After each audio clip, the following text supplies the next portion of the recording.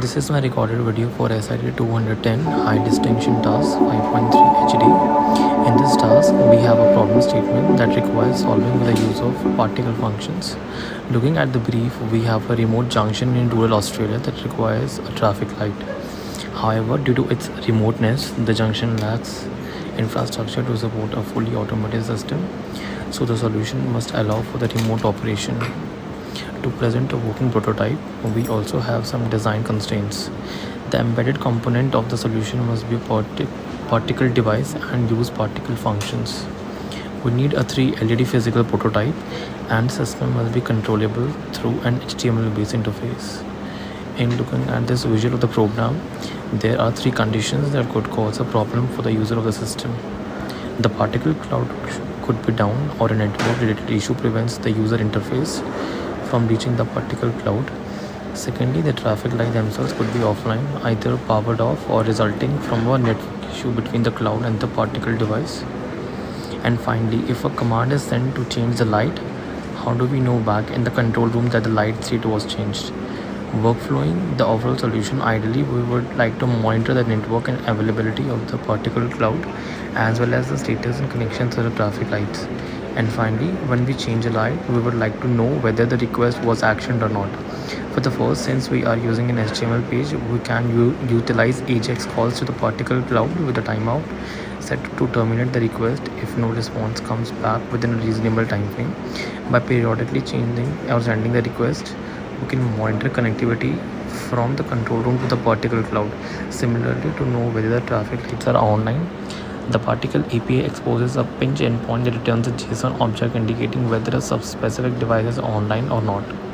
By combining this with the AJAX call, we can monitor the connection between the particle cloud and the traffic light, and between those two approaches, combine periodically monitor end-to-end from the control room through the traffic light. Lastly, to know whether a change light request was successfully actioned, the particle junction call returns an integer value to indicate success or failure, and we can use that result in a display to the user. For the physical prototype, the circuit is simple with an argand connected to 3 independent LEDs on pins 2, 3 and 4. Each LED has an inclined resistor to limit the maximum current flow when its respective pin is high. For the controller code, the pins are set to output in the setter function, and we register a change light function as a handler throughout the particular function code.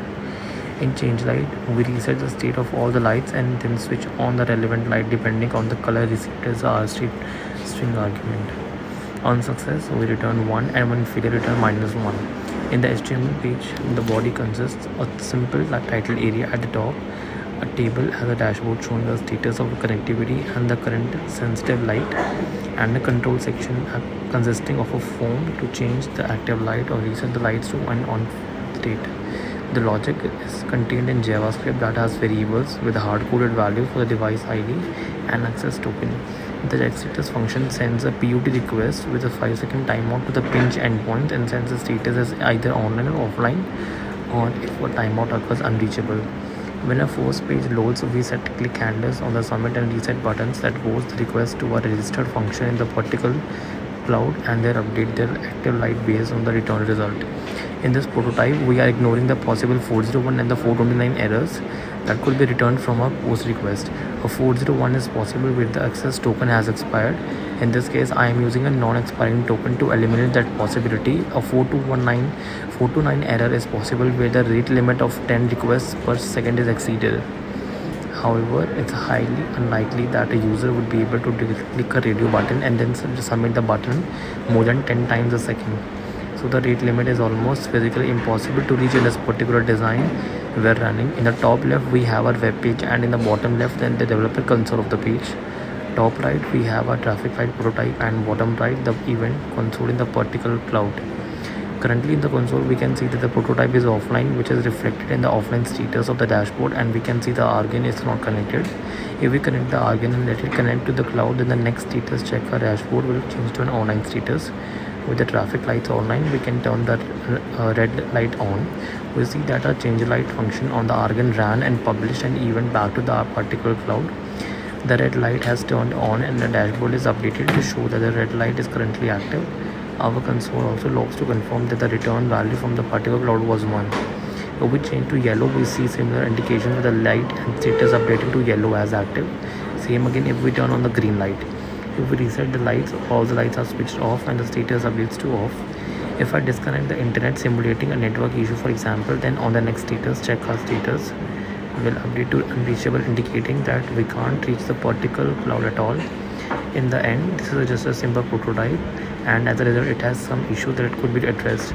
The first and most obvious is a major security risk with the device ID and access token hard coded in a plain text in the HTML file. Anyone with access to the page can view the page sources and have detailed needed to be able to hack the traffic lights and write their own controls. To fix this, it would be better to separate the page into a front-end client and a back-end server with the token and ID secured, manage server side to prevent access. Secondly, to roll out more traffic lights, we need more copies of the web page, each updated with the unique device ID. A significant improvement would be abstracted the logical way to the reusable and have a single front end that can manage multiple lights simultaneously. Finally, using a non-expiring token isn't a great choice either. A more secure approach will be to request a new token each time the application is used by including a particular cloud authentication workflow, and then allow the token to be refreshed or otherwise expire if can no longer control the lights. We would then also have to handle the 401 response from the particular function call and request a new token as needed. Thank you so much.